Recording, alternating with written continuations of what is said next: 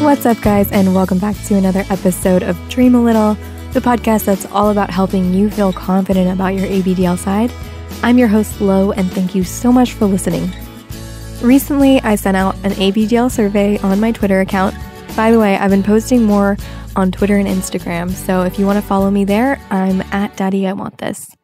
Anyway, I learned some pretty interesting things from the surveys I've been sending out. One thing that surprised me the most was that most of you listening right now are actually single.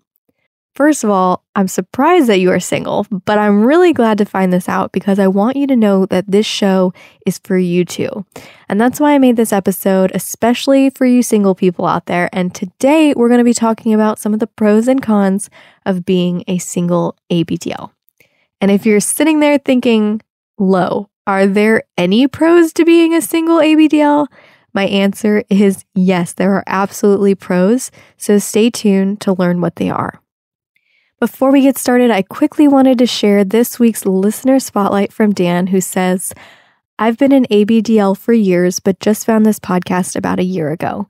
This is an awesome podcast. It's very informative. It's answered a lot of questions I've had about myself, and it's also helped me accept my fetish and not feel ashamed for doing what I love. Thank you so much, Lo. Wow, Dan, thank you so much. It's my goal here on the podcast to help you accept your fetish and work past any shame surrounding ABDL, so thanks for letting me know I've helped you out. Guys, I want you to know that I read every single review you leave, and I love you so much for taking the time to write them. So thanks again, Dan, for writing me that nice review. All right, I won't make you wait any longer. Let's just dive into the pros and cons of being a single ABDL. First up, a little story time. I promise it's short.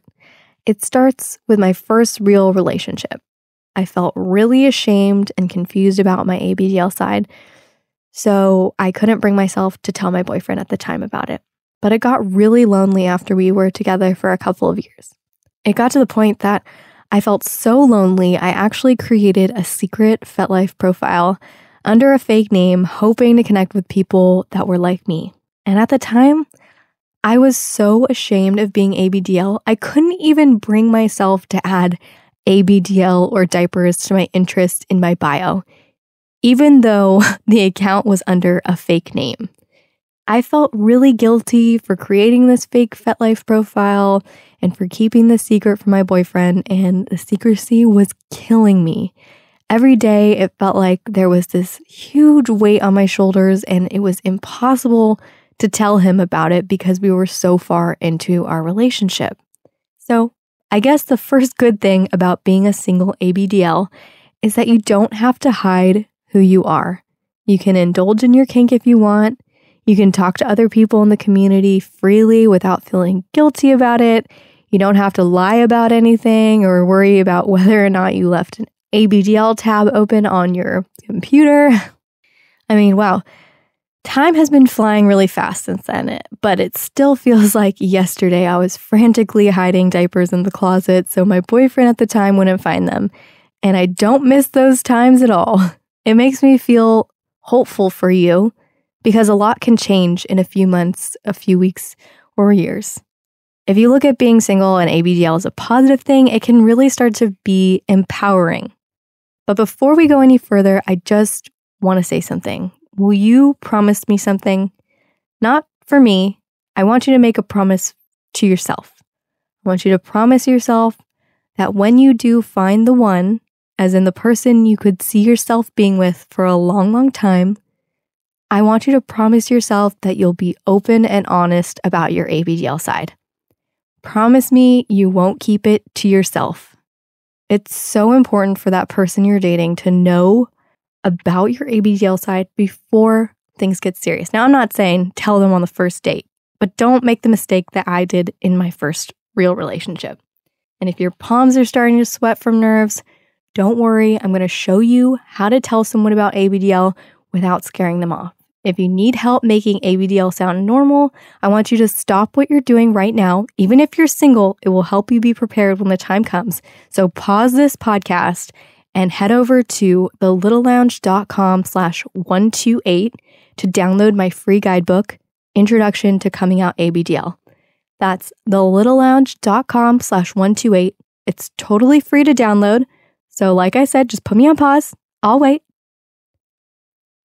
All right, did you do it? Welcome back. Good job.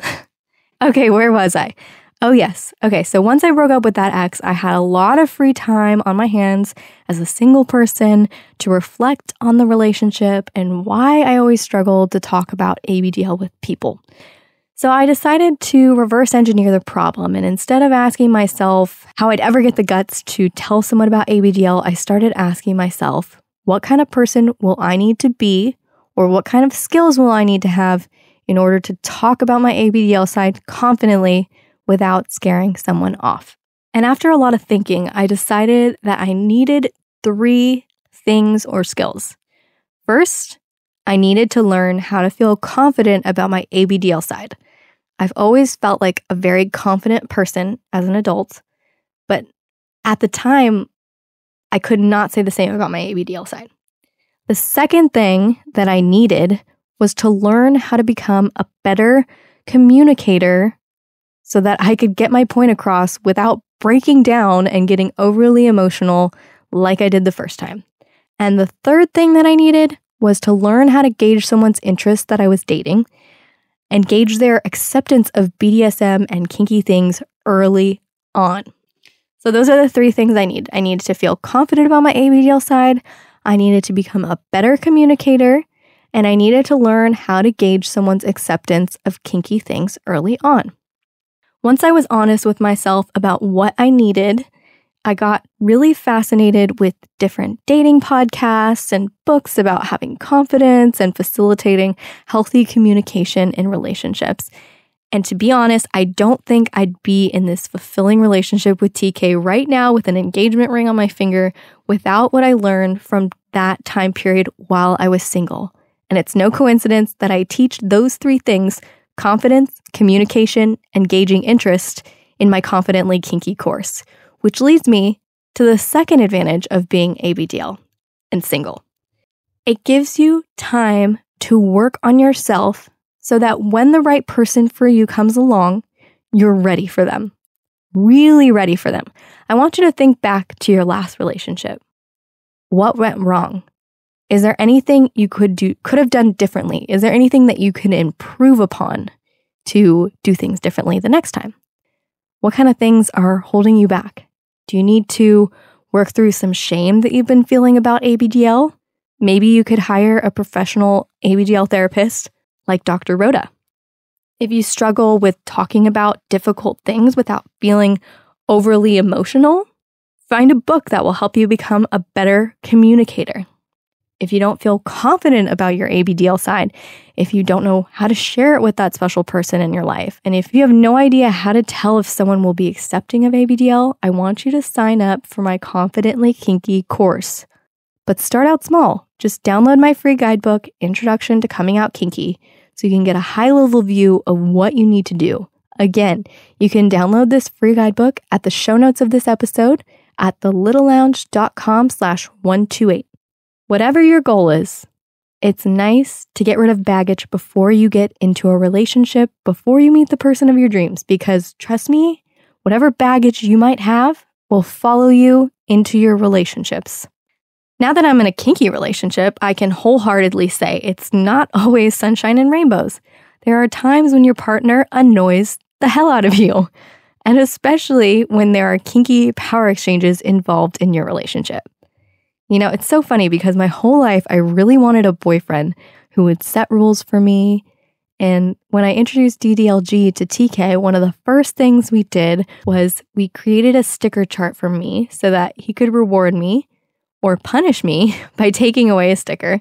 I was all about the rules. And when you have this dominant submissive dynamic in your relationship, your partner has the right to tell you what to do, but it can be irritating when you're just not in the mood. It's a weird thing to suddenly hate something you always wanted, but it happens sometimes. So that's another unexpected pro of being a single ABDL. You don't have any rules.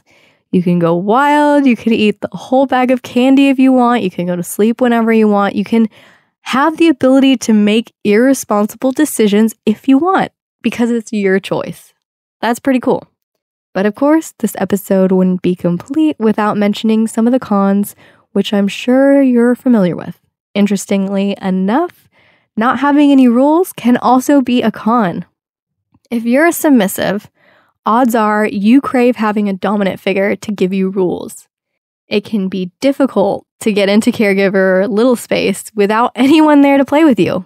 This is something I struggle with even as I'm in a relationship. Sometimes I feel like I have this itch that I can't scratch because TK doesn't like to play the little role. And in his defense, he's a very good daddy, and being little isn't his thing. He even tried it a couple times, mildly, but he just can't get into it, which is fine. So as a single ABDL or an ABDL in a relationship with someone who's not a switch or ABDL themselves, you learn to rely on your imagination a lot. And what's helped me in the past is joining membership sites like AV Dreams or buying clips on Clips for Sale. It helps to watch videos and see other people acting out your own fantasies, even if it's not possible for you right now. For now, I have hope that I'll get to experience my fantasy in real life one day, and I want you to feel the same, so hang in there.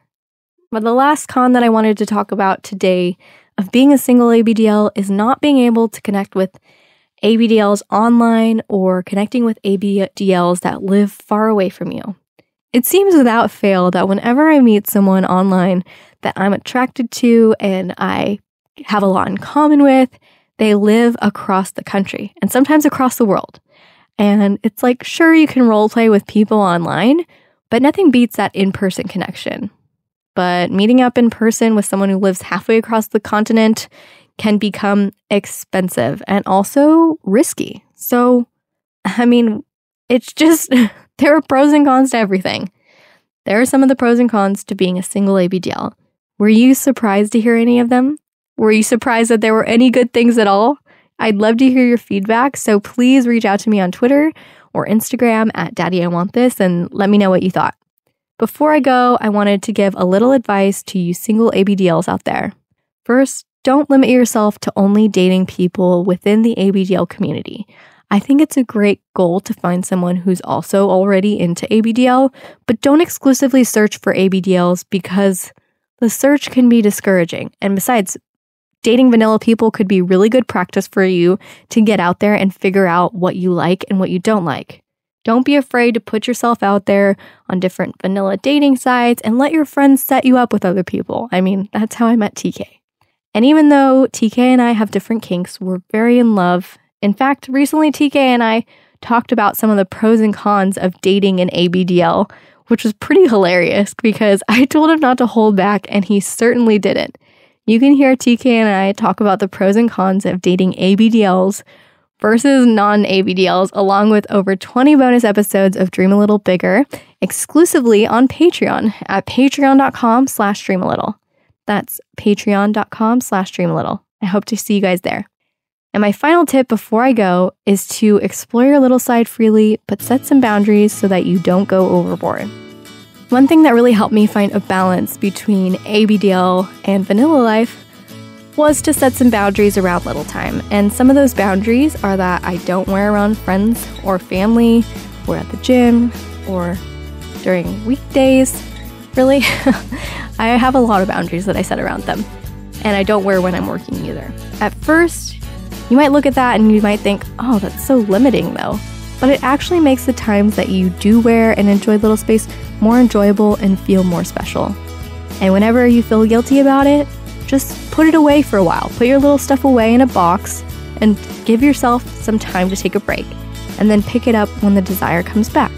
To wrap it up, there are good things about being a single ABDL, and I don't want you to get down on yourself. I hope you enjoy your singlehood because one day you'll look back on your single times and you'll probably think very fondly of it.